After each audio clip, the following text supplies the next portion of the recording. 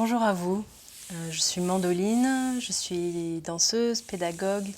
Je m'intéresse notamment au système nerveux et à la physiologie du sentiment de sécurité, tel qu'il peut soutenir n'importe quelle expérience, que ce soit une expérience scénique, une expérience relationnelle, une expérience professionnelle, intime, etc. Et voilà, vous trouverez sur cette chaîne plusieurs vidéos qui traitent de ces thèmes et aussi de la manière dont la physicalité de nos expériences pose un fondement pour l'éthique de notre posture dans le monde et nos actions, de nos prises de parole, etc. Petit changement de cadre aujourd'hui, voilà, selon des recommandations de certaines personnes. Je n'habite pas que dans un cube en pierre, voilà, je suis chez moi dans ce confinement. C'est pas une maison très lumineuse, mais il y a pas mal d'ouvertures, alors j'ai du mal à trouver un cadre qui n'ait pas des contre-jours et des lumières qui arrivent de toutes parts. Voilà, pour aujourd'hui, nous sommes là. J'aimerais parler un petit peu de la notion d'accueil. C'est un mot que j'aime beaucoup et que j'entends aussi utiliser de plein de manières. Accueillir, accueillir, accueillir, et notamment, souvent ça va de pair avec le fameux lâcher prise, j'accueille, je lâche prise, etc. Et je crois que l'intelligence derrière ces mots est réelle, et dans les pratiques que j'ai, je rencontre souvent des cadeaux qui sont de l'ordre de l'accueil, qui sont de l'ordre du lâcher prise, mais la saveur parfois de ces mots disparaît tellement c'est utilisé, c'est galvaudé, ça veut plus rien dire, une espèce de soupe psychospirituelle. Et j'aimerais vous partager un petit peu l'endroit où l'accueil notamment me touche particulièrement comme posture. Voilà. Déjà très simplement, lorsqu'il s'agit d'accueillir quelque chose, je crois qu'il y a souvent de la confusion entre un accueil d'un événement ou d'une situation et l'accueil de l'effet que ça a sur moi. Et que la pratique qui a un potentiel de transformation au niveau de mon corps et de ma capacité à traverser un vécu, en me sentant en sécurité et en me sentant ancrée, en gardant une capacité d'action, une capacité à interagir et à répondre avec la situation, c'est surtout la pratique de l'accueil de mes ressentis et des effets sur moi, des événements et des situations et des relations et des paroles.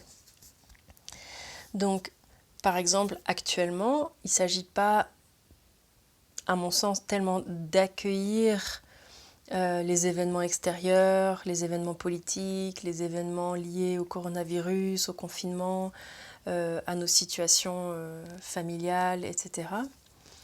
Mais à accueillir toute la gamme d'émotions, toute la gamme de pensées, de ressentis, d'états corporels que ces situations nous font vivre. Si je suis dans l'accueil de la situation externe et pas dans l'accueil, dans l'écoute et dans le oui à la sensation interne, je suis en train de vivre ce qui a été nommé, traduit, on va dire, contournement spirituel. Donc c'est John Welwood, un psychologue américain dans les années 90 qui a pointé le terme spiritual bypassing. Et c'est devenu un terme très très à la mode.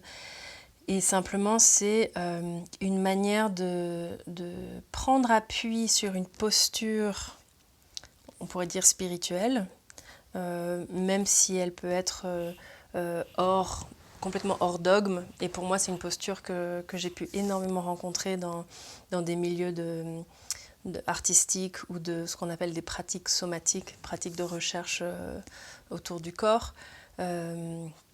C'est à partir de ce que je pense être mon système de valeurs, souvent inconscient, je vais réprimer des choses qui ne me semblent pas tout à fait à la hauteur de ce que je pense être. voilà, je vois des gens là-bas vivre des choses, mais moi, dans mon ouverture d'esprit, dans ma capacité d'écoute, dans ma sensibilité, dans mon évolution de conscience, voilà, je suis au-dessus de ce genre-là de réaction. Et en fait, je prends appui sur des croyances que j'ai sur moi-même, soutenues par des pratiques parfois, et qui en fait font que je suis en train de passer à côté d'une expérience que je suis en train de vivre à l'intérieur, physiquement. Par exemple, je vais donner un exemple. Voilà, quelqu'un me dit quelque chose qui m'irrite. Voilà, j'entends une parole qui m'irrite, qui m'énerve. Et plutôt que de me mettre à l'écoute et de dire ah ça, en fait ça m'irrite, je vais être là. Oui, j'entends. Oui, j'entends que c'est ça ton expérience. Et je reste dans une ouverture. Et je me dis, ah oui, c'est l'expérience de l'autre, je suis dans l'accueil de sa parole, etc. Pendant ce temps, il y a quelque chose dans mon ventre qui fait zzzz, et je ne le prends pas en compte parce que je suis dans une grande capacité de soi-disant d'accueil.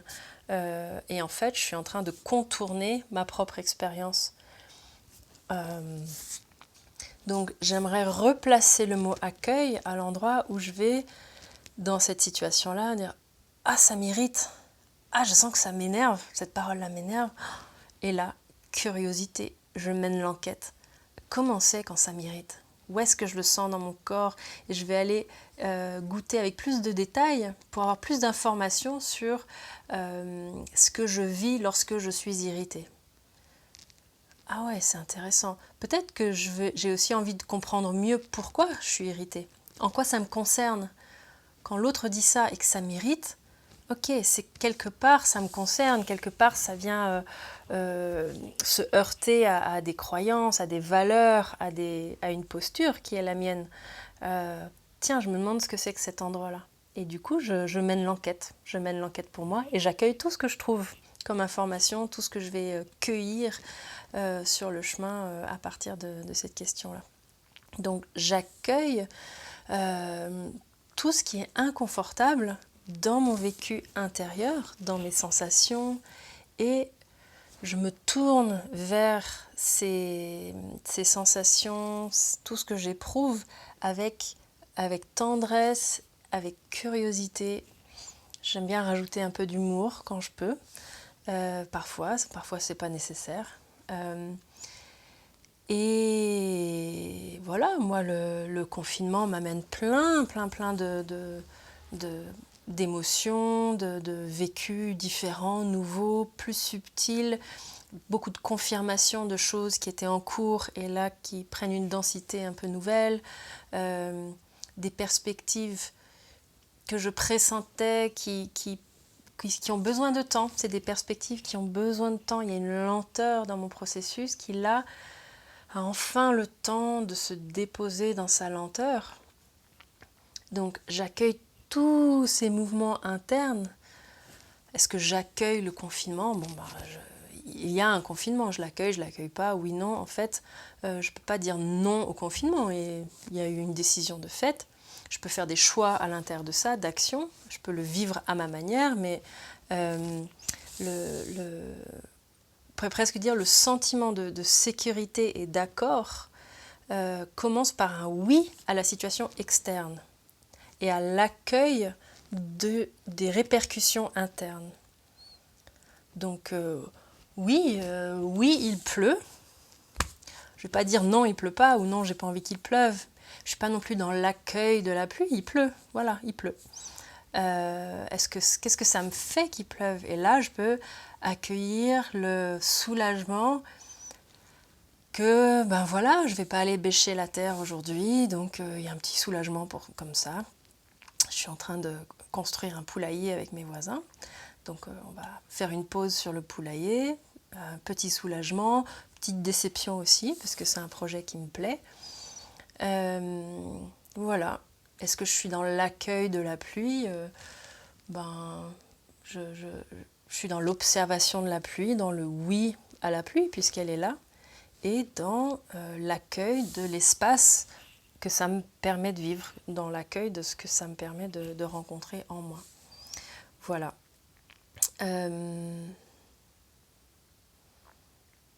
Voilà ce que je voulais partager sur l'accueil aujourd'hui.